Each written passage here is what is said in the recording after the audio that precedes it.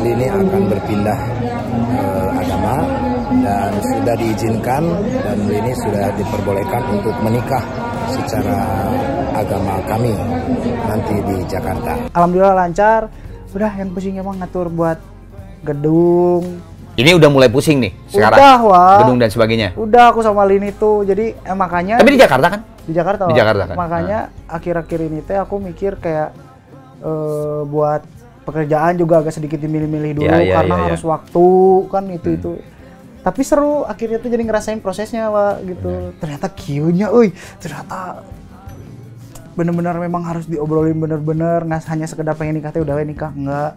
Apalagi melibatkan kedua orang tua yang kulturnya beda budayanya beda gitu. Oh kalau untuk nikah aku bener-bener aku pengen pure ngeribetin dia. Oh apa yang tadi yang bantu tuh apa nih? Ngebantu tuh waktu ngelamar, lebih ke arah mana gitu? Lebih ke ngelamar ngebantu buat ngambil hati si keluarga. Seperti yang Anda lihat-lihat di media, ayah saya begitu luar biasa. Kalau ayah mah support gitu, apalagi kan aku maksudnya udah lama sendiri gitu lah kemarin. Jadi mungkin ada suatu kebanggaan dan kayak akhirnya anak saya tuh suka cewek gitu kan.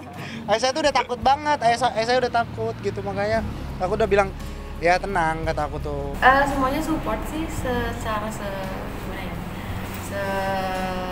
gimana kitanya saling support, semuanya support walaupun yang penting itu positif dan masih dalam ruang lingkup yang wajar, yang penting positif dan semoga sih hubungan mereka langgeng dan apa yang menjadi cita-citanya bisa tercapai karena kan manusia atau orang itu kan penuh dengan perjuangan dan semoga apa yang menjadi perjuangannya bisa berhasil. Kalau menurut sih istilahnya diambil gitu ya. Jadi kan itu merupakan konsekuensinya dia dan dari keluarga sih nggak ada masalah kalau dibawa atau gimana kan yang namanya keyakinan kepercayaan adalah merupakan hak kan bukan merupakan sebuah kewajiban. Jadi istilahnya ya diserahkanlah 100% kepada dia. Enggak sih kalau curhat-curhatan sih nggak ada ya, nggak ada curhat-curhatan karena kita kayak kalau Om sebagai orang tuanya gimana kayak teman gitu loh. Jadi biasa bercanda dan lain sebagainya. Jadi ya nggak ada curhatan secara otomatis. Mungkin curhatnya pas kita bercanda.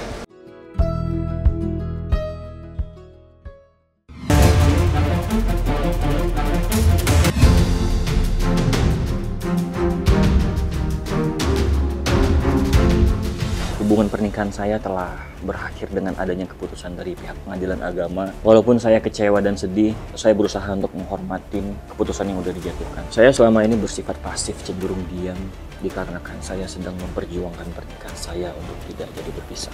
Namun karena sudah final, makanya saya ingin menjelaskan hal-hal yang menjadi simpang siur dan cenderung membunuh karakter saya. Sehingga sudah waktunya untuk saya speak up apa yang sebenarnya terjadi. Hanya ingin meluruskan dan menjaga marwah saya dan keluarga saya. Dia sedih kok, kelihatan. Terlihat tarikan garisnya itu benar berubah ketika hit posisi ke anaknya, janji kepada anaknya. Itu sedih beneran karena mencakup anaknya. Ya, tolong kita perhatikan dari awal sampai akhir. Mayoritas dia sebut Ricis itu adalah ibu dari mana.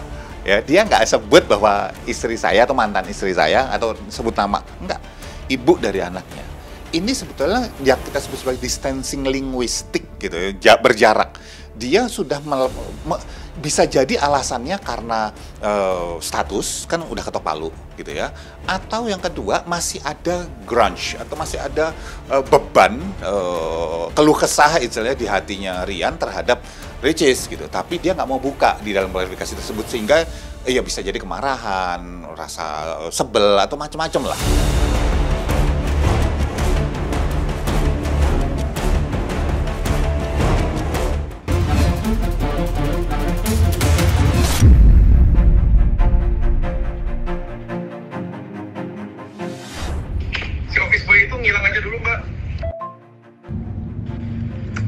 Polisi nanti aku yang tangani, kasih duit aja selesai. Apa tuh? Ya, berbalik enggak lah. Enggak, tenang aja lah, nanti aku yang mengarok. Udahlah. Konsep yang kedua, awak mengaku. Kalau nonton kayak gitu, seru lah itu atau kayak yang contohnya itu ya. Ada konsep tadi itu, alun lah ya? Alah. Direkam non tadi? Alah. Cuma rekaman? Dokter, itu alah diresmikan. Kedatangan kami ke Polda Metro Jaya untuk melakukan pelaporan terhadap kasus Dr. Richard Lee di Padang. Yang dimana kita tahu bahwa kejadian-kejadian yang kemarin yang viral di sosial media sudah berdampak luas sekali, dan juga kami juga akan melakukan pelaporan di Polda Metro Jaya saat ini, siang ini. Bukti apa aja yang sudah dibawa hari ini? Ya, bukti-buktinya yaitu rekaman-rekaman dari sosial media, dan juga ada pernyataan juga dari Dr. Richard Lee bahwa informasi yang saya terima bahwa beliau sudah melakukan klarifikasi, katanya sudah tidak perlu diperpanjang, dan ini sebenarnya menurut kami adalah pelecehan daripada institusi kepolisian.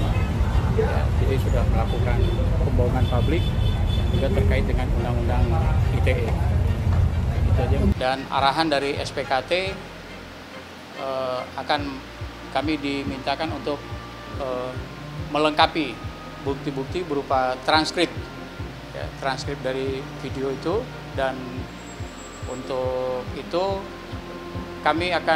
besok kami akan kembali lagi ke sini untuk menyerahkan bukti-bukti, karena tadi juga pasal yang sudah ditetapkan sudah disepakati juga adalah pasal 28 ayat 3 Undang-Undang ITE. Ancamannya besok kita akan rilis lagi.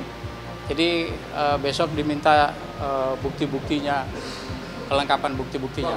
Arahan dari unit cyber juga mengatakan sebaiknya membuat LP itu di Mabes Polri, karena wilayah hukumnya Mabes Polri membawahi seluruh Polda seluruh Indonesia. Alat bukti nanti akan kami sampaikan ke Mabes Polri.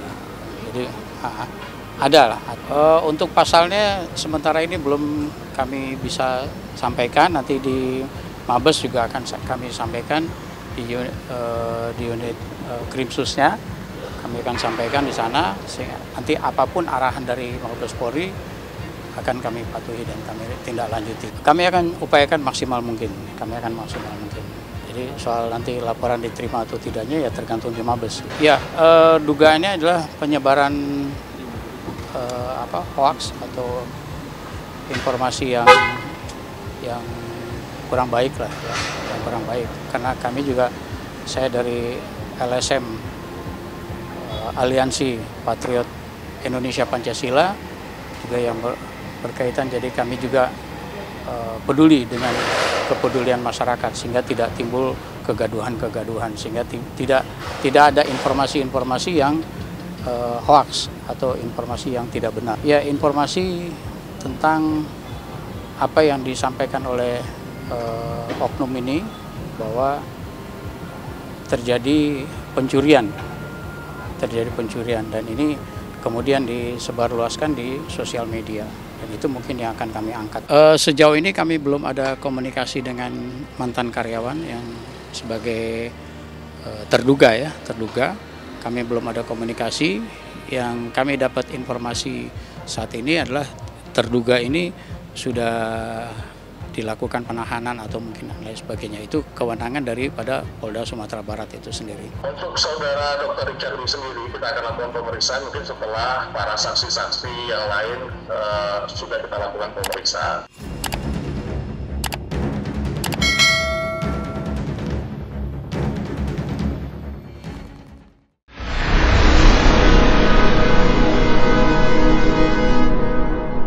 Jadi jangan lupa untuk subscribe Cumi Cumi. Ditekan ya tombol lonceng merahnya.